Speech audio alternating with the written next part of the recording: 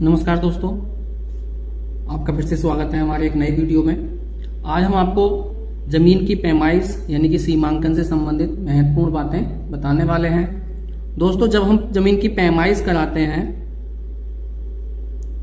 जब हमको महसूस होता है कि हमको हमारी जमीन का सीमांकन कराना चाहिए, हमारी जमीन कम है या किसी ने कब्जा कर ली है, तो उस कंडीशन में हम अपनी जमीन का जब सीमांकन कराते हैं तो लेखपाल मुख्यतः 3 चीजों से हमारी जमीन सीमांकन करते हैं। पहली चीज होती है दोस्तों उनके पास जरीब, दूसरा होता है दोस्तों नक्शा और तीसरा होता है दोस्तों गुनिया। और ये 3 चीजें मुख्यतः जमीन नापने के काम में आती हैं और उनके पास जमीनी दस्तावेज होते हैं कि कौन सी जमीन किसके नाम से दर्ज है, जैसे खसरा और खतौनी। जमीन नापने के लिए मुख्यतः इन 3 चीजों का उपयोग किया जाता है। तो दोस्तों, इन तीनों चीजों के बारे में हम आपको पूरा विस्तार से बताने वाले हैं कि कौन क्या है और उसका क्या उपयोग है, और आप इन तीनों चीजों की मदद से अपनी जमीन कैसे नाप सकते हैं, या लेखपाल कानूनगो ने आपकी जमीन नापी है तो वह सही नाप रहे हैं या गलत नाप रहे हैं, ये भी आप देख सकते हैं। तो इन तीनों चीजों का जब आपको ज्ञान होगा तो आप जमीन का सीमांकन सही तरीके से करा पाएंगे। तो दोस्तों, दूसरा जो नक्शा है आप जानते ही होंगे, प्रत्येक गांव का अलग अलग नक्शा होता है। जैसे ये नक्शा है, मैंने मोड़ रखा है, ये जैसे गाटा संख्या 1 से लेके और पूरे गांव में जितने गाटे होंगे, जितने खातेदार होंगे, उनके खेत होंगे, सबके गाटे इसमें रहते हैं। ये हो गया नक्शा। दूसरा चीज है दोस्तों गुनिया। गुनिया ये है दोस्तों, इस नक्शे को इस गुनिये की सहायता से हम नापते हैं। और तीसरी चीज है जरीब। इस गुनिये से कितनी जरीब जमीन बन रही है, तो वो जरीब ये रहती है, ये इससे हम जमीन नापते हैं। अब जरीब के बारे में हम आपको पहले बता दें दोस्तों, एक जरीब जो होती है वो आपकी 20 मीटर या 66 फीट की होती है। एक जरीब के अंदर 100 कड़ियां होती हैं, आप देख रहे हैं, यहां से यहां तक 1 कड़ी, यहां से 2, 2 से 3, 3 से 4, ऐसे ही इसमें 100 कड़ी होती हैं। दोनों तरफ कुंदे होते हैं जो 20 मीटर में इंक्लूड होते हैं। जो लास्ट वाली कड़ी, किनारे वाली कड़ी होती है, वो आधी कड़ी होती है और आधा कड़ी का कुंदा बना होता है। तो ये यहां से यहां तक 1 कड़ी मानी जाएगी।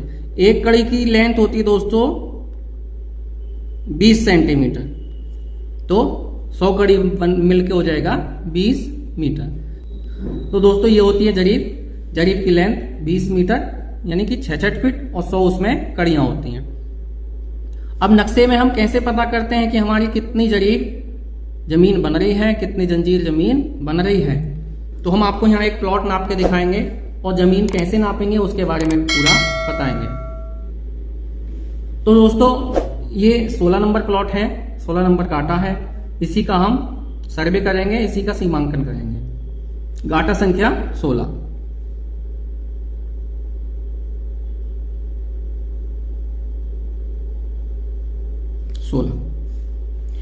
यहां दोस्तों नक्शे में रकबा नहीं लिखा होता है।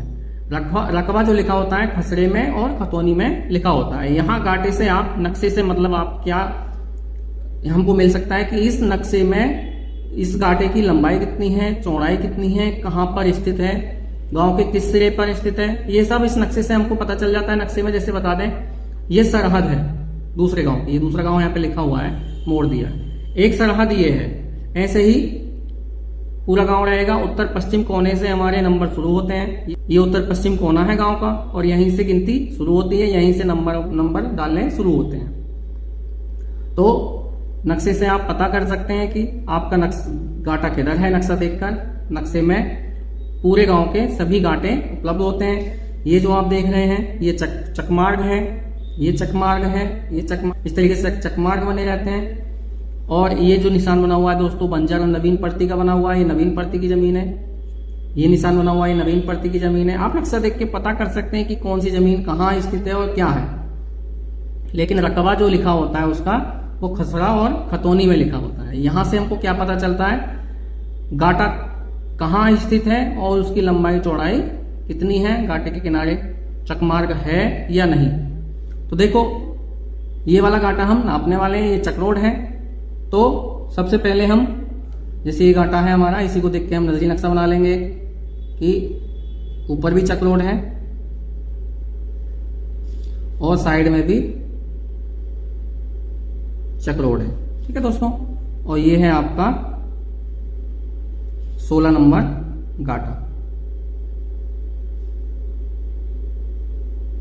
तो ये हो गया 16 नंबर।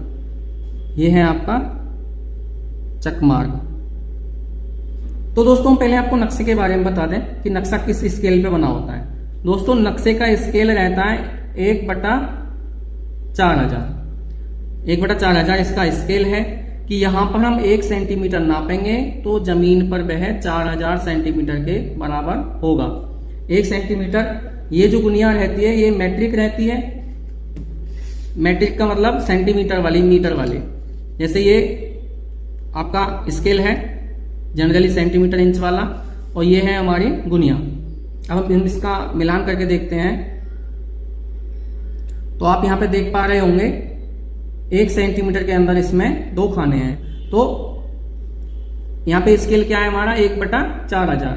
तो 1 सेंटीमीटर में 2 खाने हैं। तो 1 सेंटीमीटर में 2 खाने हैं तो आधे सेंटीमीटर में कितना हुआ 2000, और 2000 को जब हम 100 से भाग कर देंगे तो बना 20 मीटर। तो 1 खाना बराबर हमारा 20 मीटर, यानी कि 1 जंजीर। 1 खाना गुनिया का कितना होता है हमारा 1 जंजीर के बराबर। तो नक्शे का और गुनिया का आपको पता चल गया होगा कि 1 खाना हमारा 1 जंजीर के बराबर होता है, यानी 100 कड़ी। और इसके अंदर 5 छोटे छोटे खाने और रहते हैं। तो जब 5 खाने रहते हैं तो 5 से डिवाइड करोगे तो 1 खाना 5 20 कड़ी, 20 पंजे 100 हो जाएगा। तो 1 खाना कितना होता है 20 कड़ी। तो दोस्तों ये गुनिया और नक्शे का स्केल रहता है। इस तरीके से हम अब इस नक्शे को हम 16 नंबर को नाप के देखते हैं। ये देखिए कितना आ रहा है ऊपर वाला सिरा, 1 2 और ये 3, पूरा 3 जंजीर आ रहा है। मतलब कितना आ रहा है 3 जंजीर का मतलब 300 कड़ी।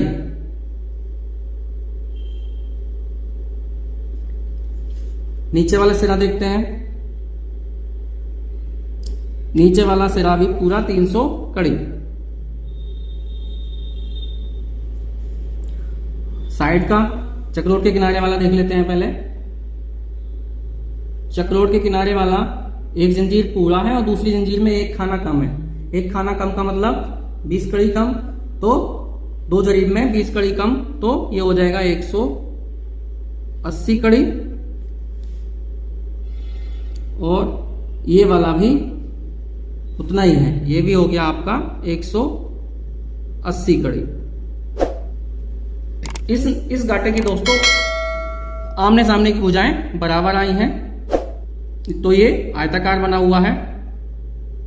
अब इसका क्षेत्रफल कैसे निकालते हैं और जमीन पर कैसे जमीन को जंजीर की सहायता से नापते हैं उसके बारे में हम आपको बताते हैं।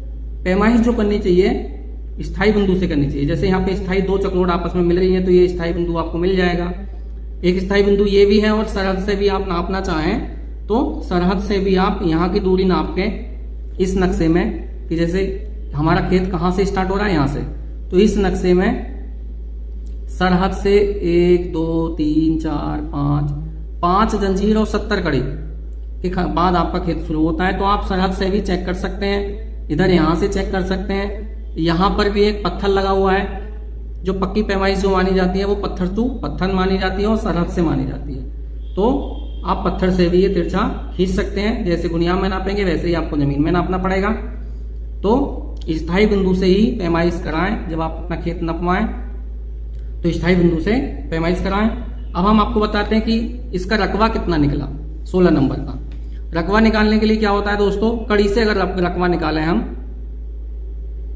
मतलब क्षेत्रफल कितना हुआ, तो आमने सामने की कड़ियों को जोड़ देते हैं, उसके बाद गुणा कर देते हैं। तो इस तरीके से क्षेत्रफल निकालते हैं। तो 300 300 कितना हो जाएगा 600, 180 180 कितना हो जाएगा 18 दूनी 36, 360, 6 6 36 और 6 तिया 18, 18 3 21, 216 और 3 0। लास्ट के 3 अंक जो काट देंगे दोस्तों, तो उसके बाद हमारा जो बनेगा वो एरिया एयर का बनेगा। और एयर को जब हम हेक्टेयर में बदलेंगे तो 3 के बाद फिर दशमलव लगाएंगे। तो ये हमारा 0.216 हेक्टेयर क्षेत्रफल है। अब मीटर से निकाल के देख लेते हैं दोस्तों। 300 कड़ी का मतलब कितना बना? 300 कड़ी का मतलब कितना हो गया दोस्तों? एक कड़ी कितने की है? 20 सेंटीमीटर की। तो 3 दूनी 6, कितना हो गया ये? 60 मीटर। ये भी कितना हो गया? 60 मीटर। 18 दूनी 36, ये हो गया 36 मीटर। और ये भी हो गया 36 मीटर। तो क्षेत्रफल, आयत का क्षेत्रफल कैसे निकालते हैं? लंबाई गुणे चौड़ाई। लंबाई कितनी है? 60 मीटर। चौड़ाई कितनी है? 36 मीटर। तो 6 की 36 से गुणा करेंगे तो ये हो जाएगा 2160 वर्ग मीटर। कितना हो गया? 2160 वर्ग मीटर। और 1 हेक्टेयर दोस्तों होता है 10,000 वर्ग मीटर के बराबर। ये 1 हेक्टेयर 10,000 वर्ग मीटर। तो इसको हम जब हेक्टेयर में बदलेंगे कितना हो जाएगा? 0.216 हेक्टेयर। क्योंकि 4 जीरो है तो 4 के बाद हम दशमलव लगाएंगे तो 216 हेक्टेयर। तो दोस्तों इस तरीके से जंजीर लेंगे और 300 कड़ी मतलब 3 जरीब ये वाला सिरा नापेंगे, 3 जरीब ही ये वाला सिरा नापेंगे, 1 जरीब 80 कड़ी ये सिरा नापेंगे, 1 जरीब 80 कड़ी ये सिरा नापेंगे। अगर जमीन पूरी है तो 1 जरीब 80 कड़ी यहाँ आ जाएगा, 300 कड़ी यहाँ आ जाएगा। अगर कम है तो आपको पता चल जाएगा, ज्यादा है तो आपको वो भी पता चल जाएगा। आप मीटर से नापना चाहें, आपके पास जंजीर नहीं है तो मीटर से 60 मीटर ये वाला सिरा नापें, 60 मीटर ये, 180 मीटर ये, मतलब 36 मीटर ये और 36 मीटर ये। तो दोस्तों अब आप सोच रहे होंगे चलो मीटर हमारे पास है, गुनिया हम दुकान से ले लेंगे, दुकान पे गुनिया नहीं मिलेगी तो हम सेंटीमीटर स्केल से भी काम चला लेंगे। 1 सेंटीमीटर में 2 जरीब होता है। तो अब नक्शा हम कहाँ से लें? तो पहले तो आप संपर्क करें लेखपाल से। लेखपाल साहब से अपनी जमीन का चारों सिरा नपवा लें कि कौन सा सिरा आपका कितना मीटर का है। उसके बाद अपना खेत चेक कर लें। अगर लेखपाल साहब नक्शा नहीं दिखा रहे हैं, नहीं बता रहे हैं, तो आप जिला अभिलेखागार में संपर्क करें। वहां से आपको जो वहां शुल्क है वो जमा करने के बाद नक्शा आपको मिल जाएगा। उसको आप हमेशा के लिए सुरक्षित रखें, जब मर्जी चाहें अपनी जमीन नापें। और उस नक्शे में आपके खेत के साथ साथ अगल बगल के 10-12 खेतों का नक्शा भी बना हुआ होगा। तो ये हो गई दोस्तों जरीब, नक्शा, गुनिया के बारे में। उम्मीद करता हूं कि आपको तीनों चीजों के बारे में विस्तार से पता चल गया होगा कि किसका क्या काम रहता है, जमीन की पैमाइश कैसे होती है। तो दोस्तों अगर वीडियो में दी गई जानकारी आपको अच्छी लगी है, काम की लगी है, तो वीडियो को लाइक और चैनल को सब्सक्राइब जरूर करें।